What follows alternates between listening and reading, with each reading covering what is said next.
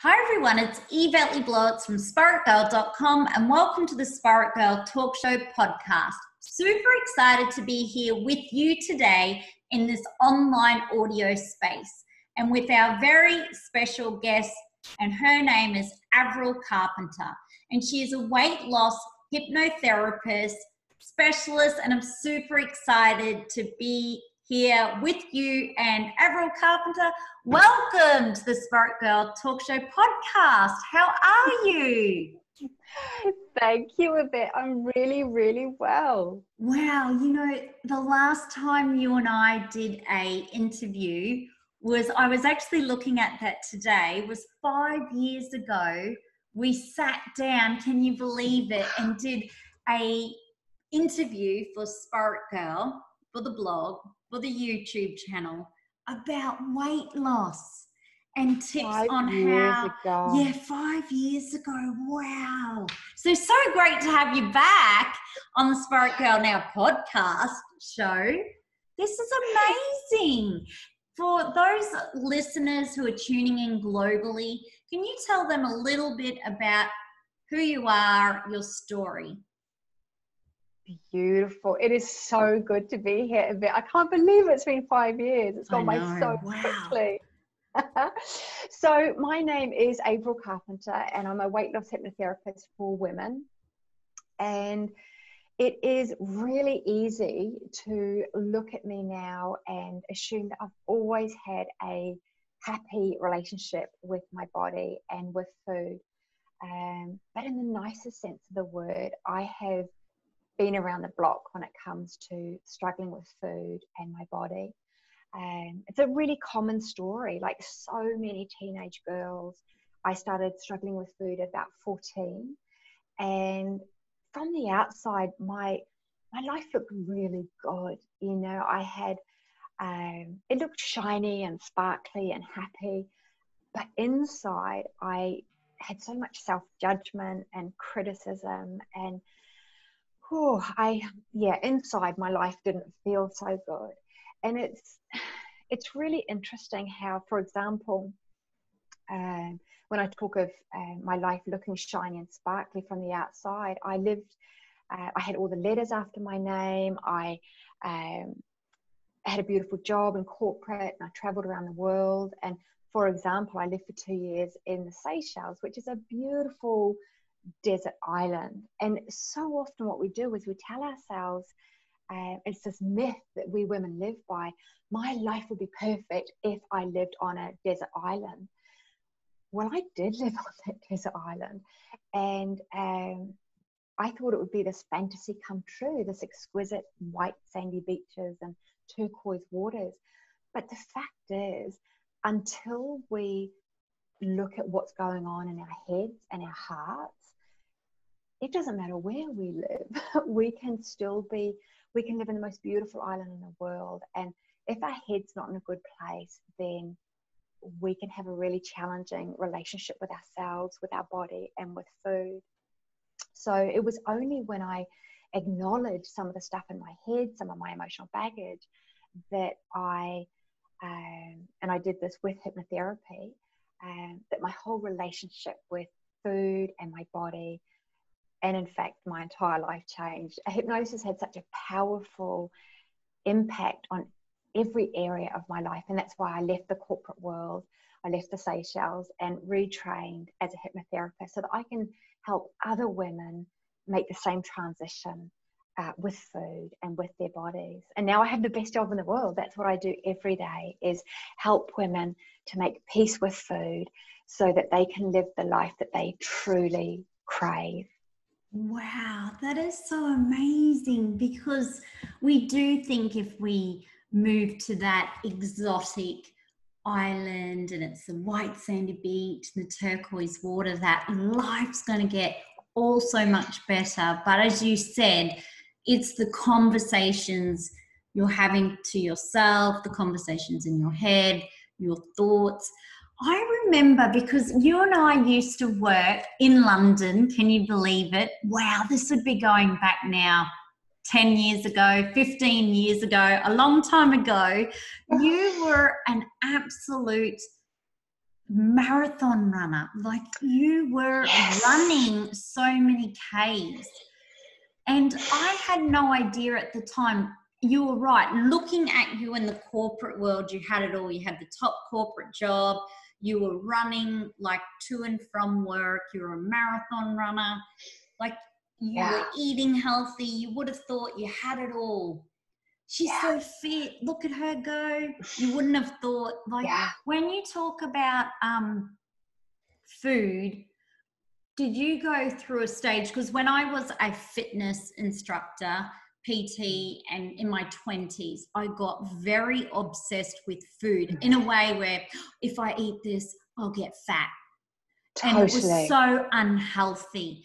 Like, I would I'd look at myself in the mirror, I'd be a size 10 and I'd still go, wow, I look fat. Yes. And, you know, I can't imagine now people who are in their 20s, what that conversation is in their head. Because if I was in my 20s then, without all of the social media, still as a fitness instructor, fit as, mind you, because I was with Les Mills, international trainer, fitness first, top of my game, super fit, teaching a class before work, a class after work, like 6 days a week, was intense, super fit, but still thinking I was fat. And that just started from that young age, you know, when the Dolly Competition magazine came out, and I tried to apply because if they said you could get a free holiday to New York City, you're going to get money shopping, you're going to get on the cover of the magazine. It just seemed like amazing. I'm like, sign me up. Yeah. And then what happened was I didn't win. I wasn't told why I didn't win, but what happened was when I looked at who won, they all had a happy smile like me, similar hair from Australia. But what I noticed was they were a size smaller. So I was like, that's why they've won. Okay, they've won because you've got to be skinny. And only if you're skinny and a size 8, you can make it, you know, you're in. So I developed a very unhealthy relationship. And even when I was trying to do casting, because I was quite developed, double D, you know, double D breasts, even young, you know, 16, 17, 18. Anyway, it was all happening. It was coming up. It was there. Okay. But I was still that size bigger, you know, my shape wasn't one that you could just hang clothes on. You know, I had curves, I had hips, curves. You had a real shape. Body. Yeah, and it wasn't suited for fashion. And I did not know though, because I was so young, like I kind of wish someone just said, hey, here's the reality. Your body shape is not going to hang the dress straight down. And 99% of bodies don't. That's and I might have got it. But so what ended up happening was I got a really, really bad headspace, thoughts in my head, not healthy. My mum didn't know. My dad didn't know. These were haunting. Like, this voice was not a healthy voice. You know, not healthy. If you are healthy, like your body's healthy, you're fit, and you still think you're not. And when I worked my ass off, trained my ass off, was so obsessed with, I can't eat that. Like, to the point where it was very unhealthy. I got to size 8. I still had that 6-pack stomach, and I was the unhappiest I've ever been. It was like, I was the unhappiest. So now that I've got a little bit more weight on and I'm not obsessed about, like, mentally I can look at myself in the mirror or have, like, say, a piece of cake or a chocolate or a glass of wine, and then, yes, okay, salads the next day, but within balance. But I'm not like looking, when I look in the mirror, I don't stand there and think, oh, I can't eat that, I'm fat. Or, you know, the mental health is much healthier. And I'm speaking to a lot of women though, Avril, who like Instagram has really challenged women and girls and even guys. Yeah. Where I was even listening to one of the travel bloggers who's quite big on Instagram, and she's been struggling where her husband will take photos of her, and she's probably a size 6 or a size 8, and she wants him to step back so she looks smaller in the photo. You know, there's this big body obsession. What I had to learn was this: you are who you are.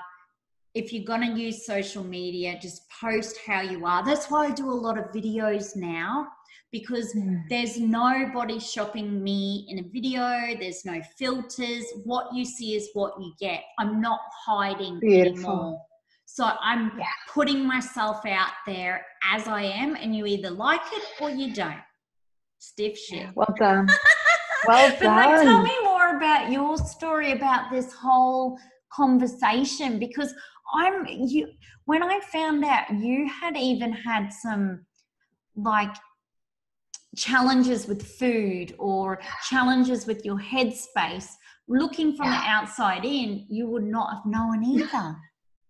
And that's the thing, like, it's so interesting with, I just want to share that I really feel you on everything you've shared, the whole body obsession. And I think we are so in these social media days, it really is about the body, the look, and there's so much pressure on boys and girls these days, and it's unhealthy, because as you found out, there's no point being super skinny.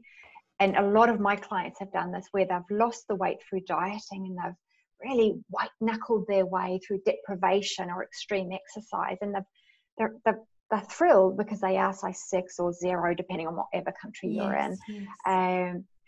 But they still don't love who they see in the mirror. And I was that person. I was bulimic for over 10 years, and I would get down to the shape and size that I thought I wanted to be, but I didn't like who I saw in the mirror. And it's what I've realized on this journey, and clients find, and this is what's so beautiful about hypnosis, is that we need to learn to fall in love with ourselves. And sometimes clients will come to me and they'll say, oh, what's all this self-love stuff? I don't want to fall in love with myself. I just want to be skinny. I just want to fit my slim jeans or the latest fashion item. And ultimately, that doesn't work. We need to fall in love with ourselves. We need to clean up what's going on in our mind and our hearts. We need to get into that place of having routines of self-care and recognizing that this is the body we've got, and she's a beautiful body, and she's the body that we've got for life.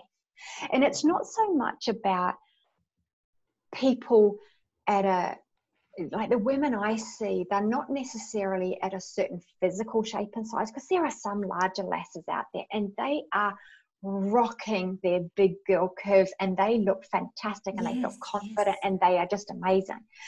Whereas the people I work with, sometimes it is the larger lasses, but it's often women who a bit like me. I didn't have a lot of weight to lose, but I was at an emotional point in time where I was so tired of the good food, bad food debate. I was so tired of, as you mentioned, running to work and then running home from work and then eating a punnet of ice cream in my bedroom so that nobody saw me. And it was that sense of shame and judgment that I had around myself.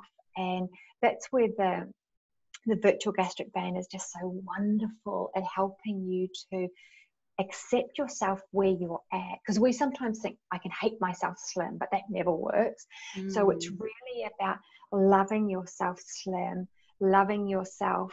And it might not even be slim. Like, I have a lot of clients who decide that they're really happy being slightly rounder around the edges. And that's their happy shape and size. It's not what somebody on Instagram tells us or a personal trainer tells us. We know what feels right for us. And that's the most important thing is, I talk about it with clients. I talk to clients about how it's, it's changing our habits, and it's learning to eat the right amount of food for us. But what it really is it's ultimately a self-love journey.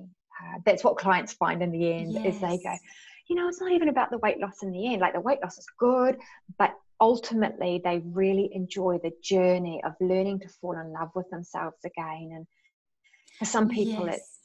it's a oh, look, we could go on all day, couldn't we? Yes, Because there's so much beautiful stuff to share. You know, but what's really interesting, what's really interesting is when you are 20, you're so like, your mindset is so different. You think you're a body, you just want to look hot, cool. You're out partying. Like, I remember fitness instructors, they'd be the worst, partying all night, and then we'd have to teach a class the next day, so we were just pushing boundaries all the time, whereas we weren't, like, I wasn't meditating in my 20s. Like, I got the opportunity to teach yoga, and I was like, hang on a minute, this is going to take a few years to be able to do the back bend. We'll just do high-low aerobics, So when you're young, like I always say, you can tell really who's 20 on Instagram. One, I know this is lame, but blanket statement, but by the way they dress, or by their bikinis. Like, generally 20, you're going to have a bikini up your ass, a G-string up your ass. That's the nicest way to say it. You're 20. You could be 30 or 40 or 50, but we've had this debate before, and it's very rare that you're going to see, say, like 100,000 or 200,000 50-year-olds, 60-year-olds, 70-year-olds posting photos of their ass with a G-string up it. Like, it's like, it just is like 20s, yes, okay, 30s, yeah, 40s. I'm finding now that I'm in my 40s, 43 now, that I'm learning so much. We're more than our body, we're more than our shape, we're more than our size. Like, I've learned that no one has ever said, no one compares energy to someone else's energy on Instagram or their spirit. You don't ever hear someone going, Avril, check it, look at this girl, look at her spirit, look at her energy. I'm comparing, because it's visible, like invisible, sorry, like you can't, whereas physical is so like, I can see with my eye. We all know sex cells, sex cells, but like, it's the invisible that makes someone truly beautiful. So like their energy, their spirit, their kindness, they radiate. 100%. So I think some people are lucky in their 20s to become awakened by the invisible. That was not me. No, that was definitely not me. So girls, if you're in your 20s, it's okay. You post to your heart's content. The chances are, if you're still using Instagram when you're 50, you might decide that, hang on a minute, there's more to me than just like my butt, my hot butt. Like, maybe you might have some more passions and stuff. So like, I don't really take it too serious anymore, because people are free to dress how they like. Absolutely. So, each to their own. But I just feel that, like, if I was in my 20s, I'd probably be doing the same, because I wouldn't know any different, or I wouldn't know any better.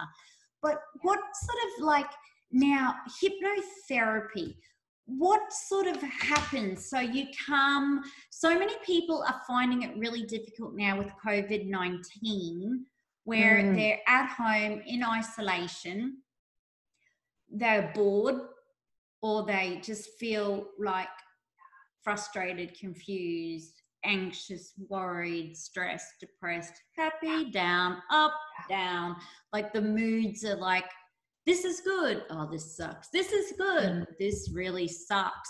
Like, it's just up, down, up, down. So I'm getting a lot of DMs saying, Yvette, I'm eating so much chocolate at the moment. I'm drinking so much wine. Me too. Yeah. I feel like I'm just sort of like literally snacking all day, but a lot are doing it they're doing it out of stress. They're saying they're feeling very stressed. Is there something they could do to help during this time with the stress or emotional eating? It's such a good question. It is something I've been getting a lot of messages about as well, because it's a schmozzle out there. I think it's and what I mean by schmozzle is all of the systems that we've relied on since we were born are shifting and they're changing, all of these external systems. And it's now more than ever more and more important for us to go inwards and look at how we can support ourselves, see how we can trust ourselves. And because of the external systems shifting so much, and a lot of the pictures in the media, and it's one of these things where our unconscious mind doesn't know the difference between what's real and what's imagined. So even if you're not one of these people who have lost their job, and if you are one of those people, my heart goes out to you. But a lot of people who've been messaging me are saying, I'm in a good place. I've still got my job. It's difficult because I'm juggling the kids and working from home and all these other things. But I'm fairly safe. I haven't lost my job. But our unconscious mind doesn't know the difference between seeing all the coffins on television and it happening to us, or seeing the stock market crash and thinking that that's going to have impacts on us. So it's a really interesting thing that we need to support ourselves by recognizing that if you've been overeating, don't shame yourself or judge yourself, because most of us are in what's called the survival mode. You might also know it as the stress response, where we've got a lot of the stress hormone adrenaline in our body. And I think the world is in a collective survival mode at the moment. And what that means is it makes us crave. Whenever we have that stress hormone in our body, we crave. And it's never broccoli. It's usually, I wish it was sugar. Broccoli. Yeah, it's Cadbury chocolate here in Australia. Cadbury. It's usually the sugar or the chocolate and that's because our body, she's so wise. She knows that sugar converts to energy the quickest, to get away, to run, and that's a survival strategy, to run away from the saber-toothed tiger from caveman days. So if you've been overeating, I really just want to implore you, don't shame yourself or judge yourself, because that never works. Like, that never works. Number one is it just does not work.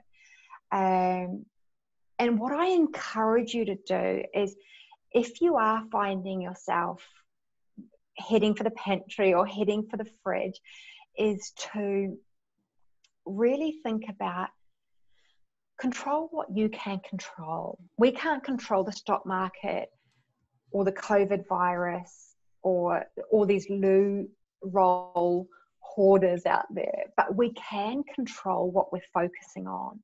We can control what we're choosing to focus on. And I think it's important to realize that, here's something that I share with clients, which will come as no surprise, but I think it's helpful. And that is that food can't make you happy. Like, as you're heading for the fridge, know that food can't make you happy, but you can. Okay? Wow. No amount of comfort eating, no amount of salt and vinegar crisps, no amount of biscuit eating can really help you.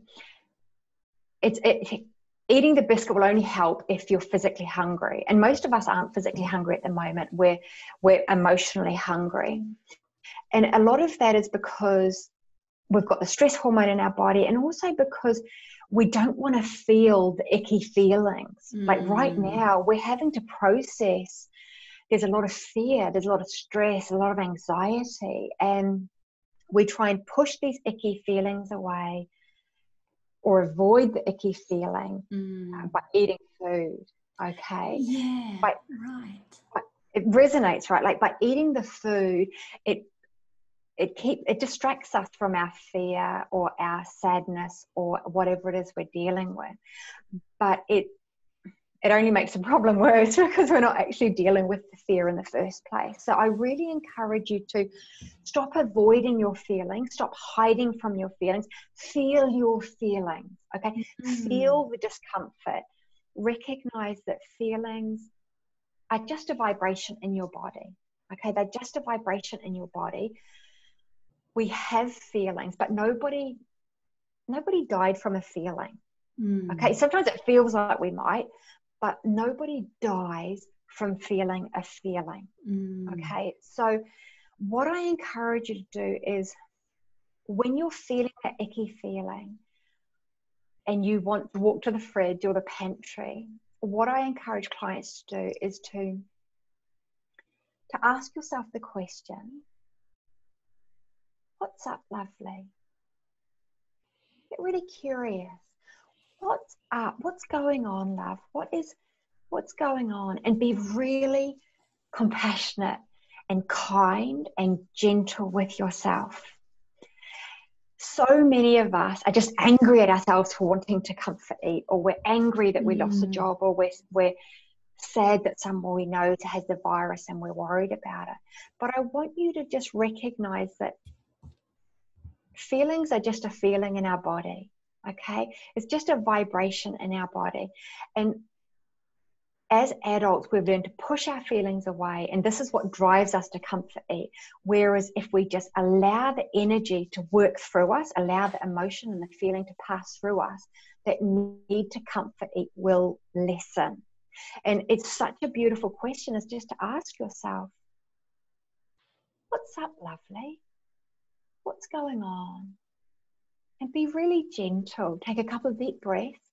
And what you'll find is that you just, even by voicing that, by asking yourself the question, what's up? Your intuition will kick in, and she'll give you an answer. And it's really just a beautiful dialogue between yourself and your body. So for example, a couple of weeks ago, I was really craving salt and vinegar crisps, okay? Really, really craving them. And I walked to the pantry, I realized that I was comfort eating, and I sat myself down.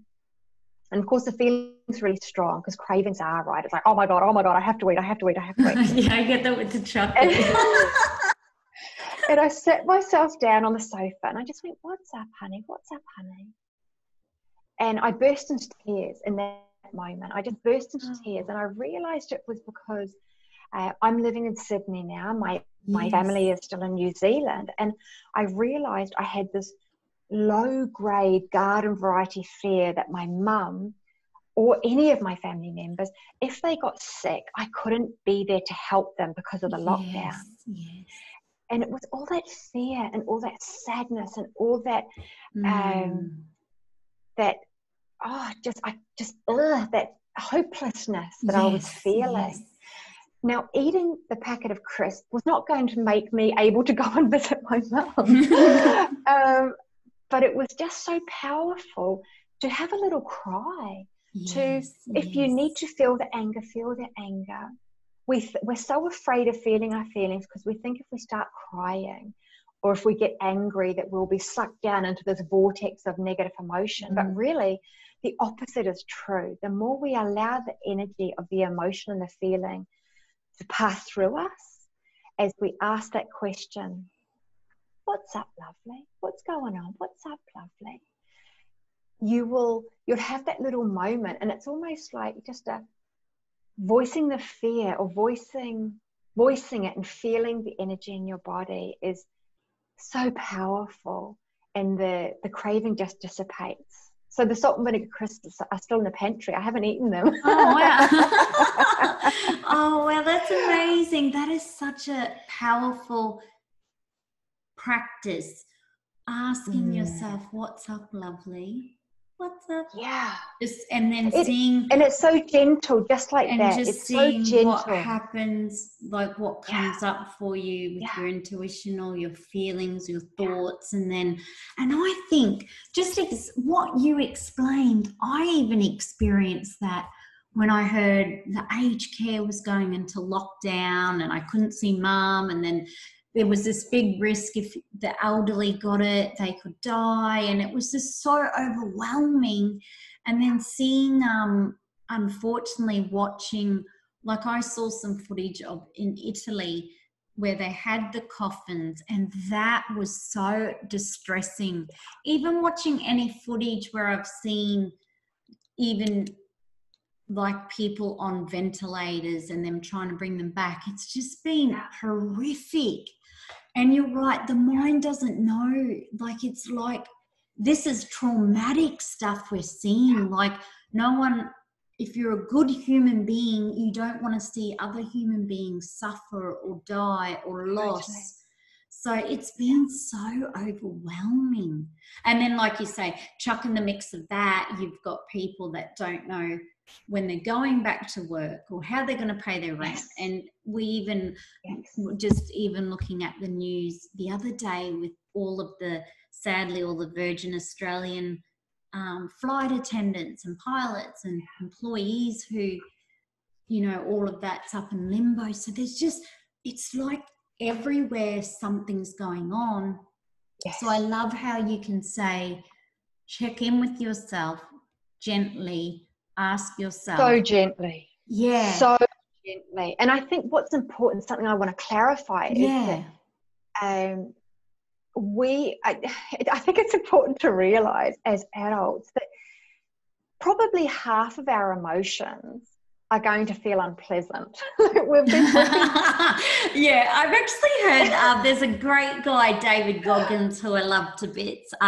Okay. He toughest man in the world, but he pretty much talks about how life is full of pain, suffering, and it sucks. And it's true. I'm like, sucks, right? High five, David Goggins, you're the man, because that's right. Like, that's because right. in this Instagram world where everything is so perfect and size 0 and six-pack abs and like everything is, you know, if you're a teenager today, you would assume that everything is bliss and joy and gorgeousness. Well, the fact of the matter is, no, it's not. It's complete 50% of it is gonna be a bit uncomfortable. But the beautiful thing is, when we allow ourselves to, an emotion is just a messenger telling us that something is going on. And if we can embrace all of those emotions, the ones that maybe feel fearful or sucky or painful or whatever it is, you know, the jealousy or the envy or the, you know, all these different things,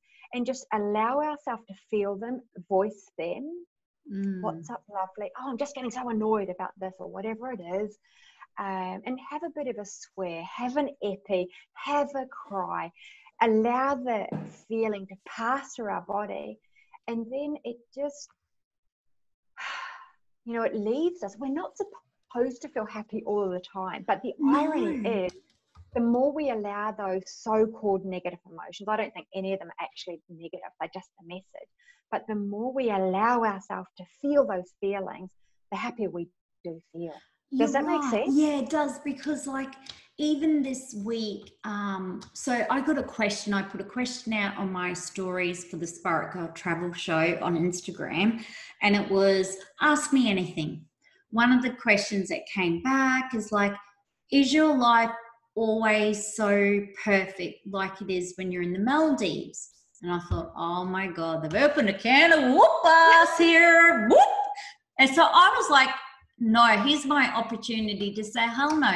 So I tell you what, I could have written a book on this. No, when I was, so it starts like this. No, my mum and dad used to fight like cats and dogs. That affected me. I used to go to school, sit in the library on the floor crying.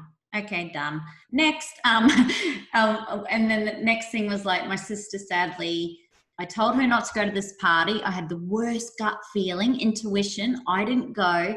That night, sadly, she was in a tragic car accident with a drink driver, pinned, acquired head injuries, broken hip, on ICU, intensive care, on a life support induced coma. Like that same time, my grandfather and my grandmother have a head-on collision while she's going in to get head injuries, operated, like major surgery. My grandfather dies, and the list goes on and on and on and on. You know, lost my cousin due to bullying like there's nothing pretty about it. Was a farmer once, lived in a shipping container. Like there's nothing good. Like, and so it's quite interesting that it takes all of these stories. Like I could have gone on and on and on, but I sort of said, I think you've got the gist now that no, it's not always been like that. And it was quite interesting because I said for the last 6 years I've been doing SPAITGIRL content. I've had my mum in aged care, high care. She's now bedridden and hospice. Last week just gone, I had to fill out paperwork purely because of COVID-19, where I was having to make decisions on, would we like, brought back to life? Like what happens after in the dying phase? What happens after my mother would pass away and die? It was so confronting. And I had to make it really clear to my audience and followers and community that those forms and that time, I wasn't like, this is amazing, I'm so positive, oh wow, I'm on top of the, I'm like, no way. Like that was the most confronting thing. And so I did what you did. I kind of sat there. I had to let the tears happen, the emotions happen. It was so like confronting, and I had to let the waves up, down, up, down. But what I did do was I didn't bullshit anyone. I was like, no, my life has not been perfect. I was born an underdog. I'm still an underdog. Underdog. Like absolutely go underdogs. Like, because even when I think about coming out of the end with the farm, I mean, we had to work 7 days a week. From sun up to sundown. It was zucchini farming. That year, one zucchini farmer died of a heart attack. Many other farmers sadly took their own life. Like that farming, when it's like 5 years bad, like coronavirus 19, no work, no money, bad for 5 years. It's just like intense. So it was good that person asked me that question, because it allowed me to say, hey, no. So, yes, whereas we need to have those conversations. Otherwise they just think, oh my God, she's a silver platter girl. She got everything untitled. She just rocked on in and took a photo of herself and she became Instagram famous. And it's like, no. It did not work like that. Exactly. There's so much gold in that pain. Like, I'm not suggesting for a minute that we live in you learn pain, a lot. You learn a lot. There's all the silver linings. I think about if I hadn't had all of my issues around food and body image issues, I wouldn't be able to help all the hundreds of women I've helped over the last 10 years. So it is, I think there's so much gold in those scars. And it's very, very powerful. So I'm really, taking my hat off to you, Yvette. That's powerful stuff. Oh, well, it just makes you like, one, it tests who you truly are. Like, you can break your mind, you can break your body. The only thing you can't break is your soul, your spirit. You can always rise again. Absolutely. I guess I was really lucky. Like, I got brought up in the era when it was like, those Rocky movies and you were going to win and you never gave up. You were an underdog.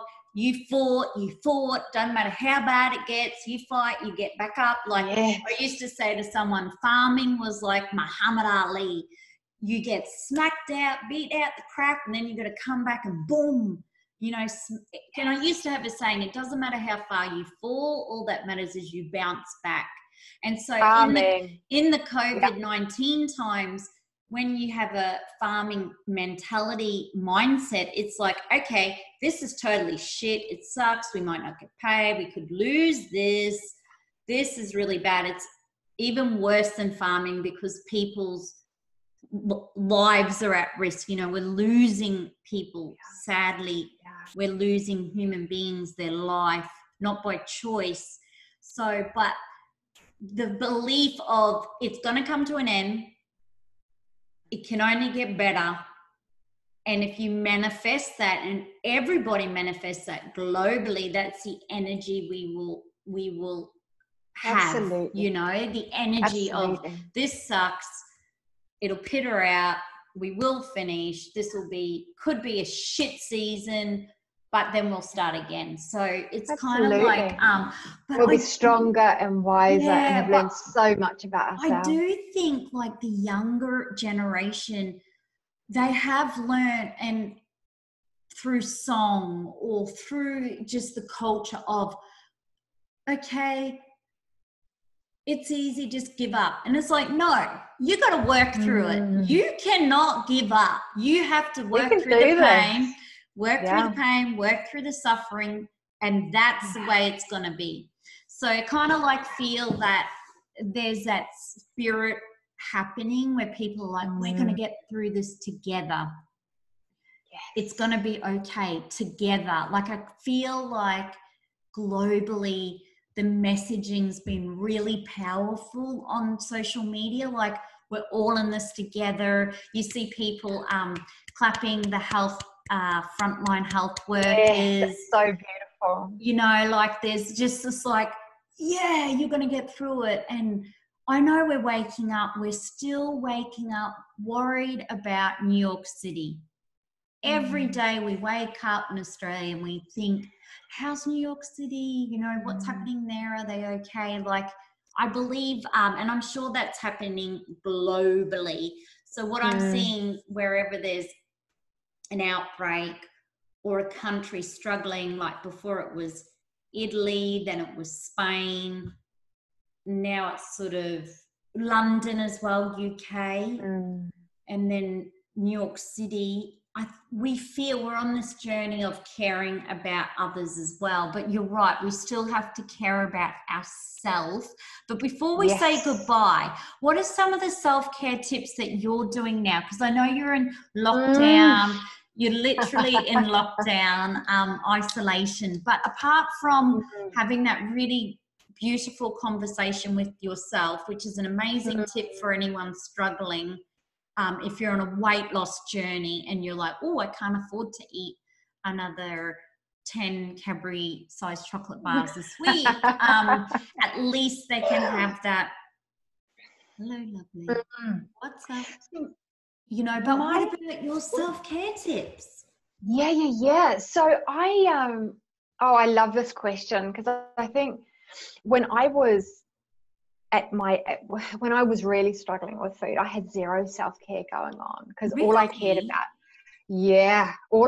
about was, you know, I was running from that place of fear of putting on weight. I was eating foods to lose weight rather than to nourish my body. And it was all of my focus was on the end result of being thin, like being skinny, being slim. And that was my obsession, was the end result. And that's why I love this question so much, is that the process, the ritual of self-care is vital for getting us to the result we want. So being in the body size that we want to be, and loving what that body size is. So the ritual, all my rituals now, I have so many self-care rituals, but I'll just pick one, is really around coming from that perspective of looking to nourish my body. So everything I do is about nourishing my body rather than losing weight. So what that means is I eat foods that are nourishing. Like I look at it from the perspective of, is this a beautiful, high quality food? Will it nourish my body, rather than will it help me lose weight? Because that's such a dull story. Wow. And it shifts the mindset from that place of, what am I adding into my life? What am I adding into lockdown? Rather than what am I losing? You know, dieting is all about what you can no longer have. And clients are always so relieved when I share with them that the way I focus on weight loss, it's completely removing that story around, this is a good food, this is a bad food. You know, like the diet industry, it's like, this is good, this is bad, and this is negative, this is positive. And I think women are so relieved around that it's about looking at what nourishes your body. And we all know what that looks like. Yes. It can be raspberries, avocados, broccoli. But and you're right. Yes. It can include chocolate, like it can include. You can have a little bit, can't you? Everything in moderation, as they say. Totally. And I think it's so important to take away that story of, so often what we do is we go, that's a good food, that's a bad food, that's what we've been taught. And of course, as soon as we go on a diet and we're told that we can't have that food, but we can have that food, and those are all the stink foods, we start obsessing about the foods that we can't have. And this is where I think we get so mentally entangled in that good food, bad food debate, but we go even deeper as women. We become very moralizing, not just around our food, but also around ourselves. So if we eat the Mars bar rather than the apple, instead of just going, oh, okay, I could have eaten something, I could have eaten an apple, that would have been more nourishing. What we start doing is making it mean that, okay, so I chose the slightly naughty food. That makes me a bad person. That makes me naughty. Does that make sense? Yes, I can resonate with that. God, like, you know what I mean? And food's just food. Food is just food. That's so bad. And then you get yourself down, and the guilt, the shame, and oh my God, so bad. And I was reading the Danish, they actually have a really healthy regime, whereas if they're on the couch and have a hot chocolate and some chocolate or whatever, they use it as a beautiful relaxation ritual. But us Aussies would be like going, but us Aussies would be like, oh my God, that's so bad. I shouldn't have eaten that. I'm going to put on weight. Because it's been that mindset ever since we were little or young or... So nourishing, so choosing the food. So it's nourishing our body. So it's eating, doing everything in your life as under the banner of nourishment, or and sometimes I'll think about it as kindness. Like, what's the kindest thing I can do right now? So that's number one, is really coming from that idea of nourishment. What can I do to nourish rather than lose weight? And the other thing that I just think is so important right now is using COVID as an opportunity to use lockdown as an opportunity to declutter some of the relationships or connections that you have in your life that maybe don't really support you. And it's that opportunity to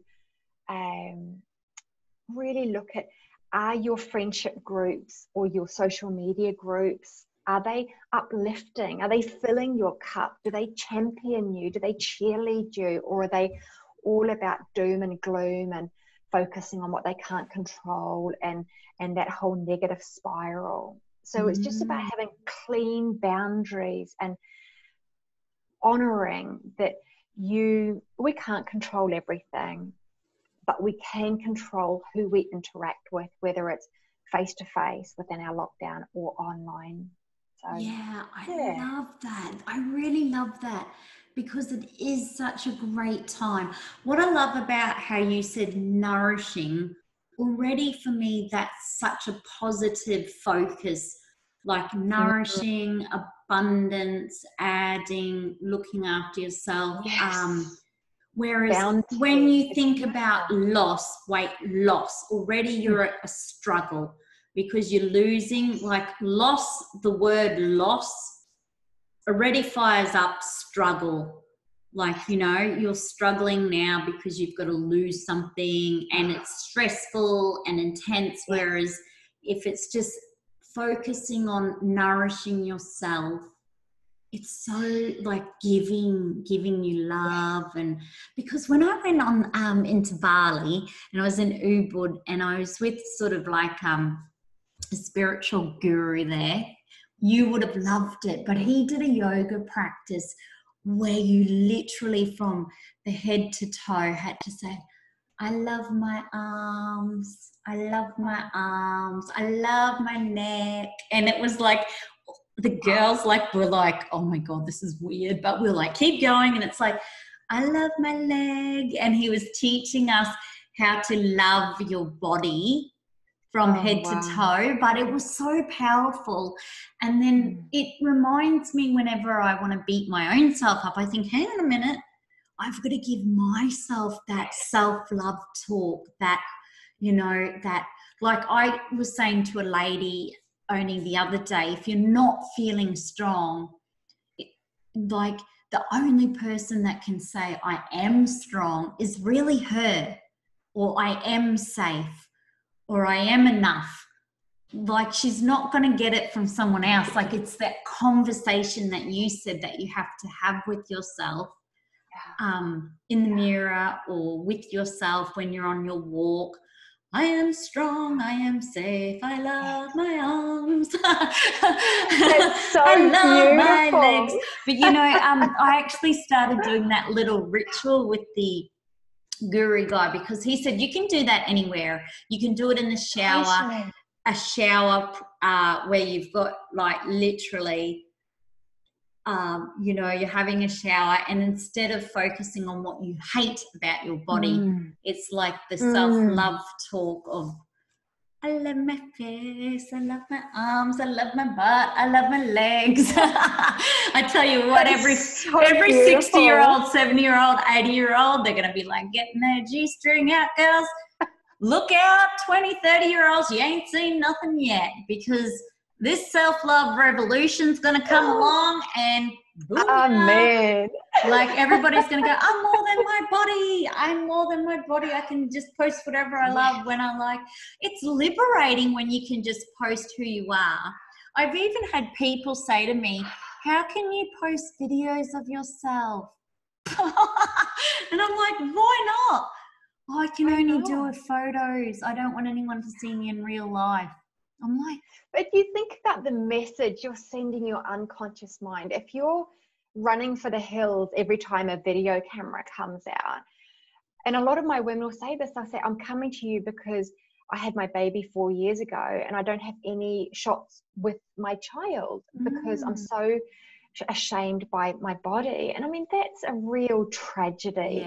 We should be loving our bodies irrespective of their shape and size, and living life fully with a joy. And so many of us have been conditioned I'm not even to disapprove of ourselves. I mean, I'm not even thinking of my body. You know, when I come off, see the plane, I'm in the Maldives, or I'm getting off the boat, I'm not thinking about my body. I'm just like, oh my God, I'm so grateful to be here. I'm in the Maldives. And so I'm totally in the moment. And see, but it's different when they're posting photos and modeling. Okay, you might be worried about your body then. And I think that's why, because when people choose to model on Instagram versus choose to be just themselves, real life, no posing, like it's such a different dimension.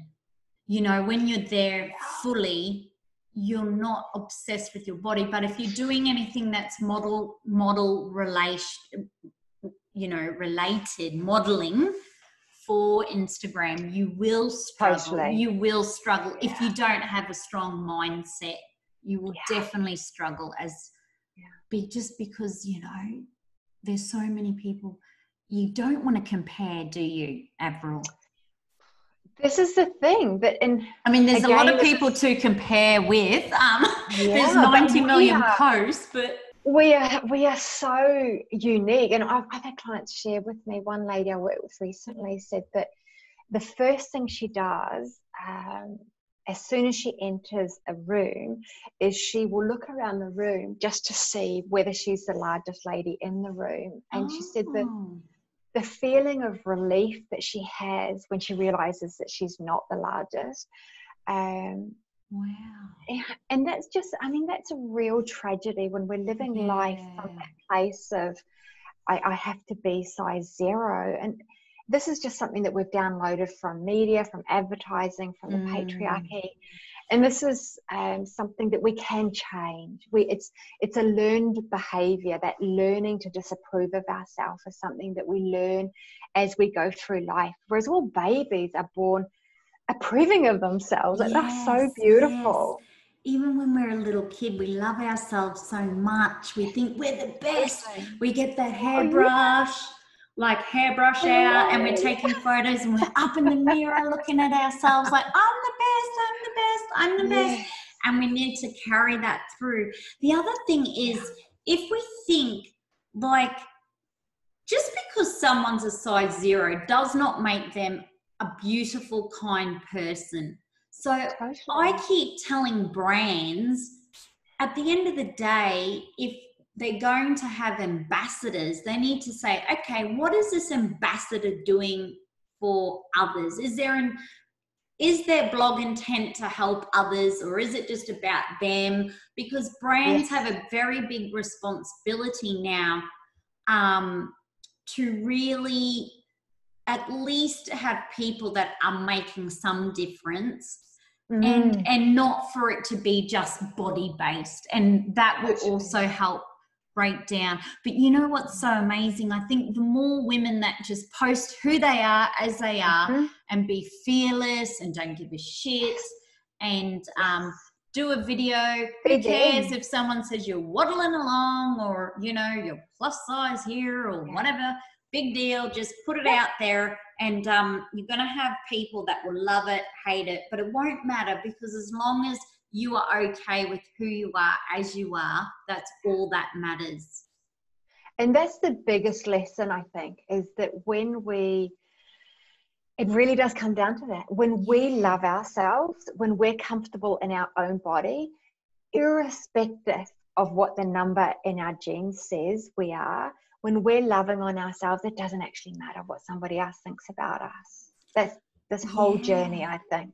And that's why I think I'm loving doing the videos more, like the virtual travel, the sneak peeks. And I started it when Facebook first brought out that live feature, which was a couple of years ago now, I think 2016, 2017. But for me, I'm much more a reality person. I want to show you inside the villa. What can you do at this resort? Because it's about you. I'm taking you in. So the focus isn't on me and my body. And I've only noticed, I've only ever really struggled if I'm trying to be someone who I'm not. So my natural state isn't posing full of vanity and look at me like I'm a queen kind of thing. So why I love video is I can just meet people, do things, show people around, and I'm in my natural state. And that's where I'm best at. So I think if women are struggling with, say, taking photos of themselves, maybe they might say, hang on a minute, maybe I like to write better. Maybe I'm a writer. Maybe I'm an audio person. I love doing audio because that's my natural state. Maybe I just like video because I feel comfortable. Because I don't think modeling and taking photos is everyone's cup of tea. And I think what's happened is people have just gone, this is on trend. We now have to post shitloads of photos of us. But who says we have to?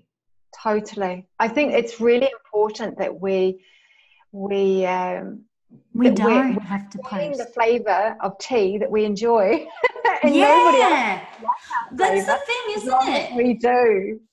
Like women are feeling so pressured just because everybody's doing Instagram. They now have to do really good Instagram photos and post them, and they have to do really good photos with their husband, their children. Like they're putting themselves under so much stress. And I'm like, but what for? Like, who's telling you need to do this? Like, people really have to have that conversation. I keep telling people, if it's making you feel really stressed, unhappy, and it's not your jam, it's okay not to post 7 photos of yourself this week.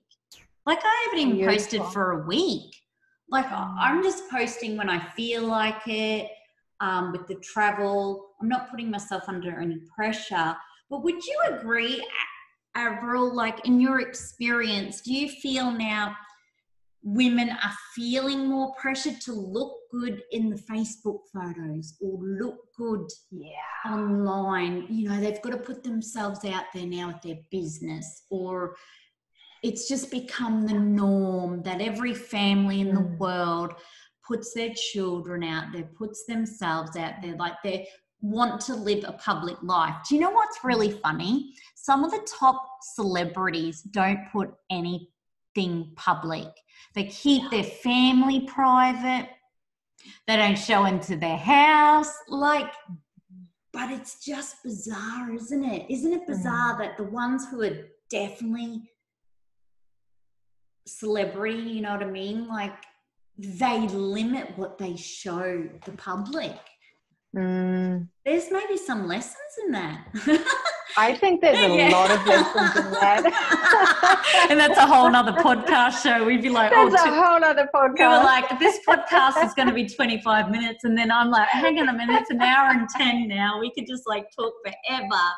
Man, I just love catching up with you, Avril. Like, I love the work you do with the self-love, with the gastric band, the weight loss, with the healthy conversation. And I thank you for opening up about your own struggles and challenges. And I love how you have a really healthy headspace, mindset, positive self-talk, and you're able to help women now that are struggling with that, because it's nothing more liberating when you're not at war with yourself, or you're not tormenting yourself. You know, you're not at war with yourself, because you've got to live in your body, in your mind, your head. Your soul needs to be connected. But you can win the war against hating your body, hating yourself, and hating who you are. But it's going to take work. So how can someone who is struggling right now with that conversation, or with weight, or the, you know, just food, they want to get a healthier headspace, they want to be able to walk in that room, be that confident woman, regardless if she's a couple of kilos more or less, they just want inner confidence and inner love. How can they get in contact with you and keep this conversation up? And even do some coaching and sessions with you and things. Beautiful. Probably look, if I was super organized, I would have like a little opt-in. No, don't worry. Seriously, it's COVID-19. It's COVID-19. So totally. What I'm learning with COVID is we need to, as some of the traditional systems are changing, we need to learn to be really flexible and adaptable. So probably the best thing to do is, if you're a Facebooker, if you're on Facebook, is to have a look at, I've got a Facebook group, and it's all free. It's a free Facebook group for women only, and it's called Peace with Food. So if you do a web search, a Facebook search rather, for Avril Carpenter Peace with Food, and in there are 5 Facebook Lives that I did recently, just after lockdown started, and we cover things like how to get out of the survival response, how to handle your cravings. There's a guided meditation in there. So I really encourage you to join that group. It's a beautiful group, and there's lots of tools in there that you can learn about. Something else I do is the virtual gastric band with women. But what I suggest you do is go to that free Facebook group, and then you can really get a feel for whether you think that I'm the one for you, and whether you're ready, and all of those good things. Oh, that's amazing. I'll actually put the link in the SPAITGIRL YouTube podcast video, also in the podcast on Apple and Spotify and all of those amazing podcast apps, because to have free support, free content, especially during COVID-19. Exactly. I mean, we as women always have that little itty bitty shitty like self-hate conversation going on, which I still have to work at too. You know, it's not something it's a work in progress. It can be, It is. you can, Total work in progress. yeah, but it just takes work, and it just takes being surrounded with the right people that can help you also to get through it or get over it. But it's just a great thing to learn anyhow, like, you know, self-love, to learn those healthy conversations and how to have them and not be afraid to actually say it, because I know many people are afraid to say, I love my body, or I love my arm, or I love my butt, you know. So everyone be chanting that, I love my body, I love my butt, I love my arm, I love this.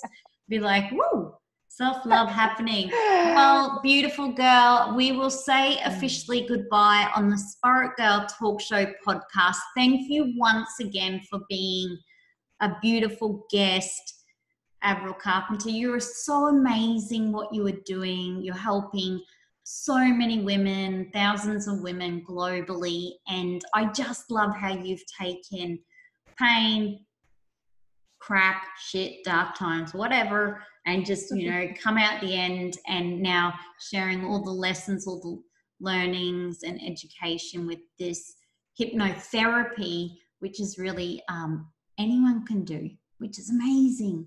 So on that note, we'll say goodbye. So for all of our Spirit Girl Talk Show podcast listeners, I would love for you to subscribe to the podcast show, to leave a rating and review so I can read your comments too, and to tell someone you love too. So we will say goodbye from Avril Carpenter and I, and we will see you when I invite Avril back again. So we'll say stay safe during COVID-19, stay healthy, stay positive, stay connected, and start the journey on loving yourself from within. Bye. Bye. Bye.